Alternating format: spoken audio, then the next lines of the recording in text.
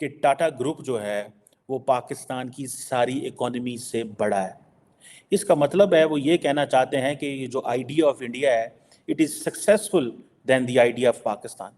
अदा नहीं कर सकता है। अगर आप मुझे कहें कि आपको पाकिस्तान के अंदर बेहतरीन जॉब ऑफर की जाएगी, आपको पाकिस्तान के अंदर एक अच्छी सैलरी ऑफर की जाएगी, तो आपको क्या लगता है कि मैं अमेरिका छोड़कर वापस पाकिस्तान आ जाऊंगा? ठीक है, अगर आप इंडिया की 10 बड़ी इकोनॉमी को अंडरस्टैंड करने, 10 बड़ी कंपनीज को अंडरस्टैंड करने की कोशिश करें कि इंडिया इतनी तेजी से डेवलपिंग इकोनॉमी कैसे बना।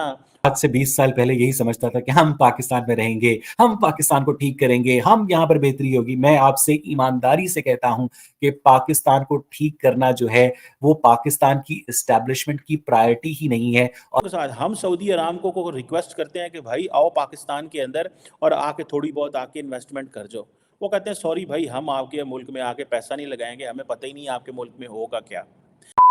नमस्कार दोस्तों, पाकिस्तान की जीडीपी जो इस टाइम 232 बिलियन डॉलर के आसपास है और यही टाटा ग्रुप का मार्केट कैप 370 बिलियन डॉलर का हो चुका है, जो कि पाकिस्तानी जीडीपी से भी ज्यादा है। और पाकिस्तानी बात करते हैं भारत के साथ मुकाबला करने की, जो कि कभी भी नहीं है, क्योंकि भारत की एक कंपनी पूरे पाकिस्तान की जीडीपी को पीछे छोड़ रही है। आप देखिए इस पर जो पाकिस्तान के लोग हैं उन्होंने क्या बोला है, आप देखिए इस वीडियो में।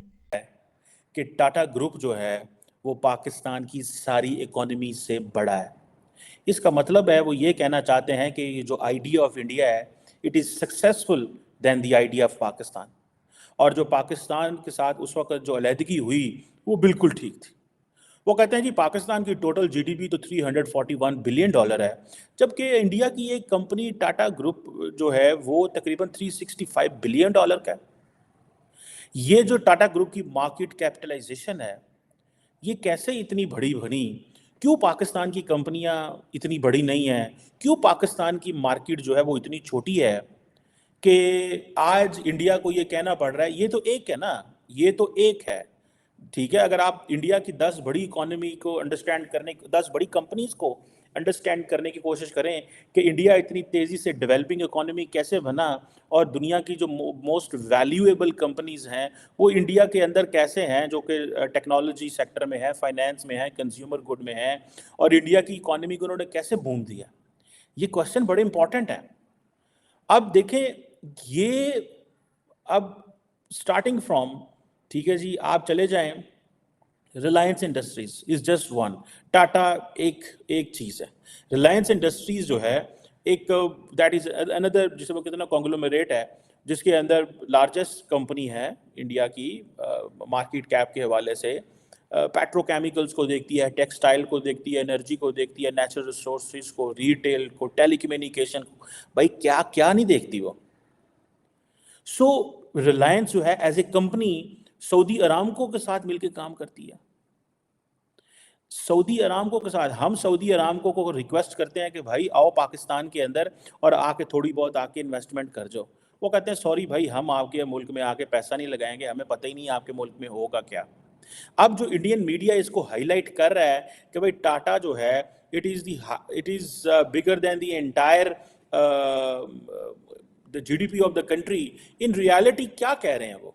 अगर इसको आप समझने की कोशिश करें तो आपको वो सीधा सीधा कह रहे हैं that the idea of Pakistan has failed, although it has not failed.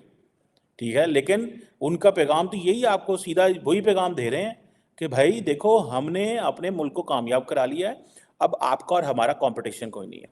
This is what they are saying. ठीक है जी, ठीक है, वो कह रहे हैं कि भाई हमारा वो कोई कंपटीशन नहीं है। और जो टाटा ग्रुप है, ठीक है जी, अगर इसी को सिर्फ देख लिया जाए, टाटा मोटर्स है एंड रेंट है, टाटा मोटर्स एंड रेंट है, उसके बाद टाटा पावर है, फिर उसके बाद टीसीएस है, जिसे कहेंगे ना ये टाटा टेक्नोलॉजीज़ है, और ये इनकी वेल्थ कैसे जनरेट हुई है। फिर इनकी होटल चेन्स हैं, Tata investment corporation, automobile corporation of Goa, पता नहीं, मैं देख रहा था इनकी लिस्ट है पूरी, जिससे ये पता चलता है कि ये तो भाई क्या है और क्या नहीं है। उधर वो कहते हैं जी हमारा इकोनॉमी साइज तो 3.7 ट्रिलियन डॉलर है, आपके पास क्या है, आप तो अभी नई हुकूमत आने वाली है, आप तो आईएमएफ के पास चले जाएंगे, जाके आप वहाँ पे लोन्स वगैरह ले लेंगे और आपने क्या करना है।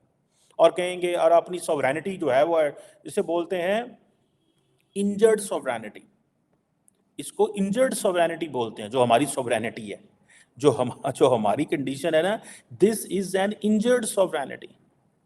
ठीक है जनाब। सो ये जो क्वेश्चन है कि हम 3.7 ट्रिलियन डॉलर की इकोनॉमी में पहुंच गए हैं, और पाकिस्तान जो है वो एक आइंदा, और वो that is not just 3.7 trillion dollar of the GDP.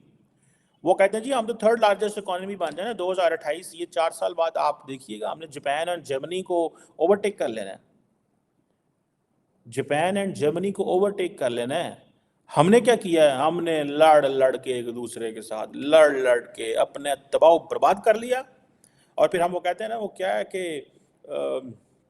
हमने, वो शेर है मुझे पूरा वो नहीं आता कि मैंने अपने आप को लड़ लड़ के तबाह भी कर लिया और मुझे मलाल तक नहीं है, मुझे पता भी नहीं है कि मैंने ये कर लिया, मुझे इस चीज़ का अंदाज़ा भी नहीं है कि मैं ये कर चुका हूँ अपने साथ, इतना मैं लड़े हूँ। और यहाँ पे क्या लड़ाई हो रही है, इंटरनल लड़ाई है सिर्फ, सेल्फिश। मतलब देखें दो चीज़ें हैं, या तो आपने you have to think in the larger interest of the country, अगर तो आप नेशनल लेवल पे सोच रहे हैं, या फिर आप जो है वो लोकल लेवल पे सोच रहे हैं। आप you have to plan, either you want to be a continental country और you want to be a global country. मैंने ये जो फ्रेज़ है, मैंने ये उदाहरण लिया है प्रिंस करीम आगा खान से, जो इस्माइली कम्युनिटी के हेड है। I was listening him once, उन्होंने कहा कि you have to decide either you want to be a continental citizen और अ ग्लोबल सिटीजन। अदा नहीं कर सकता है। अगर आप मुझे कहें कि आपको पाकिस्तान के अंदर बेहतरीन जॉब ऑफर की जाएगी, आपको पाकिस्तान के अंदर एक अच्छी सैलरी ऑफर की जाएगी, तो आपको क्या लगता है कि मैं अमेरिका छोड़कर वापस पाकिस्तान आ जाऊंगा?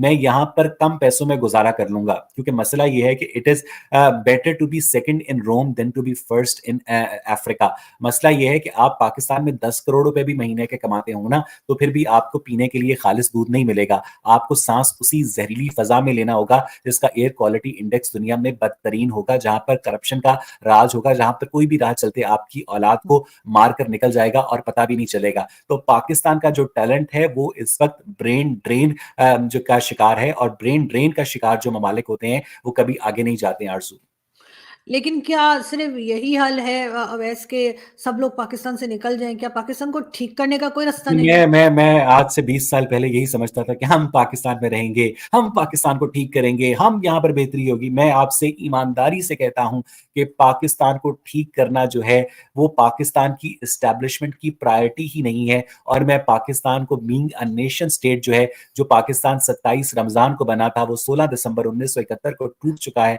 और मैं अगले 10-15 सालों में पाकिस्तान को एज जियोग्राफिकल एंटिटी एग्जिस्ट करता भी नहीं देख रहा हूं।